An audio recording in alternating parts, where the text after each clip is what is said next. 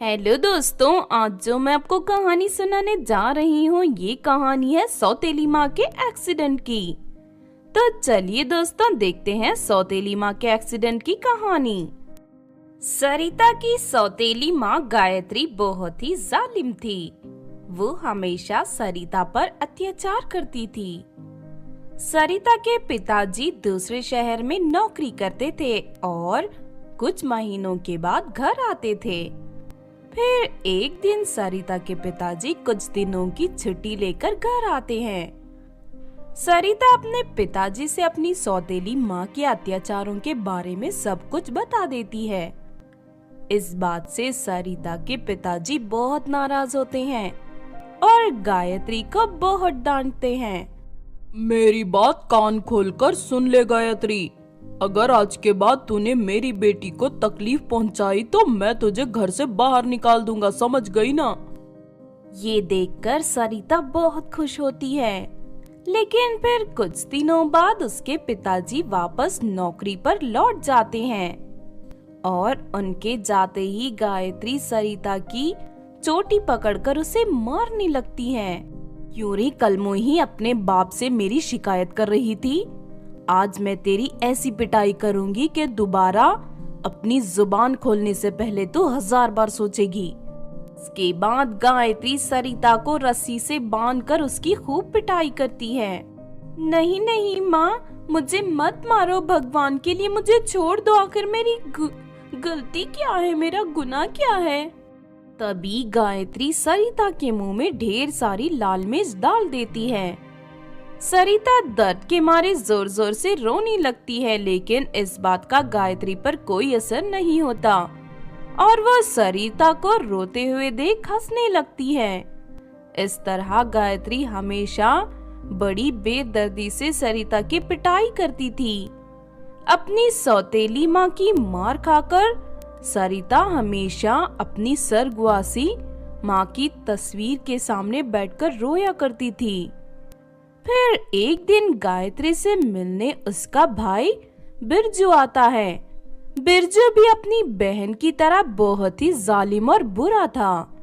दीदी, गांव में रहकर मैं बोर हो गया था, इसीलिए अब कुछ दिनों के लिए मैं तुम्हारे घर पर रहने आया हूँ। हाँ मेरे भाई, इससे तुम अपना ही घर समझो और आराम से रहो, यहाँ तुम्हें कोई तकलीफ नहीं होगी। एक शाम बिरजू घर में बैठकर शराब और सिगरेट पी रहा था।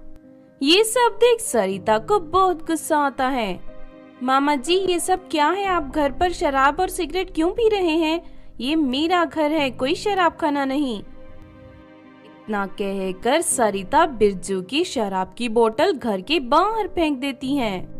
देखो बहन, ये कलमुही मेरी शराब की बोतल घर के बाहर फेंककर मुझे भला बुरा कह रही है। क्यूरी सरिता, मेरे भाई के साथ बदतमीजी करने की तेरी हिम्मत कैसे हुई? चल इसी वक्त मेरे भाई से माफी मांग, वरना मैं तेरा मुंह तोड़ दूंगी। इस तरह गायत्री जोर जबरदस्ती करके सरिता से माफी मंगवाती है। ये देख बिरजू बहुत खुश होता है। इस तरह दोनों भाई बहन मिलकर सरिता को हमेशा परेशान करते थे। इस तरह कुछ दिन बीत जाते हैं। फिर एक दिन सरिता के लिए एक बहुत ही अच्छे लड़के का रिश्ता आता है। ये देख बिरजू अपनी बहन के कान भरने लगता है। अरे बहन, सरिता के लिए तो बहुत ही अच्छे बड़े घर का रिश्ता आया है। अब तो ये शादी के बाद ससुराल में ऐश करेगी और तुम्हें नौकरानी की तरह इस घर के सारे काम अकेले ही करने पड़ेंगे। मेरी मानो तो कोई ऐसा चक्कर चलाओ कि इसकी शादी ही ना हो पाए। ठीक कहता है, मैं कल ही जाकर लड़के वालों से कह दूंगी कि सरिता बहुत ही बुरी लड़की है और उसका बहुत सारे लड़कों के साथ अफेयर चल रहा है। ये सुनकर लड़के वाले कभी सरिता को अपने घर की बहू नहीं बनाएंगे। बहन, तुम्हारे दिमाग का तो जवाब ही नहीं। फिर अगले दिन गायत्री लड़के वालों के घर जाने लगती है, लेकिन तभी सामने से एक कार गायत्री को टक्कर मारकर चली जाती है। इस एक्सीडेंट में गायत्री के हाथ पैर पूरी तरह टूट जाते हैं और उसके चलने फिरने की ताकत खत्म हो जाती है। इस घटना से गायत्री को एहसास हो जाता है कि वो सरिता का बसने वाला घर उजाड़ने जा रही थी, इसीलिए उसका एक्सीडेंट हो गया। अपनी गलती पर पछतावा करने के लिए गायत्री सरिता को सारी बात बताकर उससे माफी मांग लेती है। सरिता भी गायत्री को माफ कर देती है और उसकी अच्छी तरह देखभाल करने लगती है। फिर कुछ दिनों बाद सरिता शादी करके अपने ससुराल चली जाती है और हंसी खुशी अपनी जिंदगी जीने लगती है। तो आपने देखा दोस्तों सौतेली माँ के एक्सीडेंट की कहानी। इस कहानी से हमें ये सीख मिलती है कि हमें कभी भी किसी का बुरा नहीं करना चाहिए, क्योंकि हर बुरे काम का फल हमें इसी जन्म में ही भुगतना पड़ता है।